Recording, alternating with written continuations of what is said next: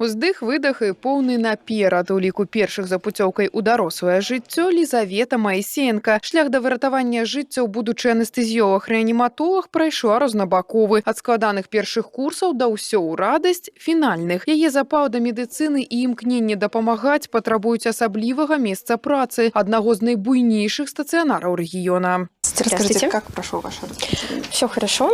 Я субординатор анестезиолог-реаниматолог. Просила город Гомель стационар анестезиологом-реаниматологом. Мою просьбу удовлетворили. Распределена я в больницу скорой медицинской помощи анестезиологом-реаниматологом. Почему именно врач? Наверное, просто в школе мне очень нравилась химия и биология. Я была олимпиадницей и по химии, и по биологии. Вот, и как-то другого вида деятельности для себя я не видела уже тогда, за школьницей скамьей.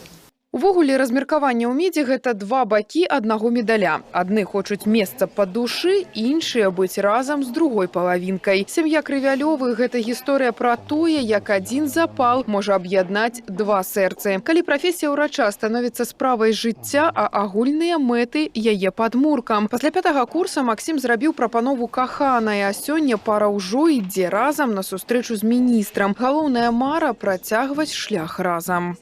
У меня целевое по Брестской области, у Максима целевое по Минской области. Мы выбрали ехать по Брестской области, по моей. Хотели в Брест, в областной город. Нас таки распределили. Всем довольна. Я еду в Брестскую городскую больницу номер 1 акушером-гинекологом, а Максим в Брестскую областную больницу анестезиологом-реаниматологом.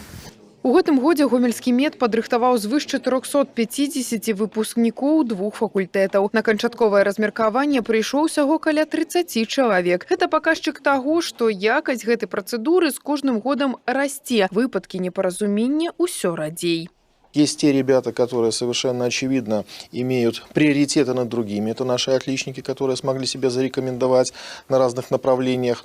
И они в рамках тех компромиссов, которые возможны для системы здравоохранения по местам распределения, по специальностям, мы со всеми нашли общий язык. В этом отношении хочу и ребят поблагодарить, потому что на самом деле отлично учиться – это не так просто в медицинском университете. Як паказчык якасці падрыхтоўкі ў Гомелі тое, што немалой колькасці выдатнікаў прапанавалі месцы ў сталіцы, але большасць вырашыла застацца ў сваёй вобласці. Да таго ж колькасць свабодных дыпломаў з кожным годам становіцца ўсё менш, а гэта паказчык таго, што матэрыяльна-тэхнічная база рэгіянальных устаноў аховы здароўя нічым не саступае сталічным. Тацяна Піменёнкава, Уладзіслаў Казлоў, тэлерадыёкампанія «Гомель».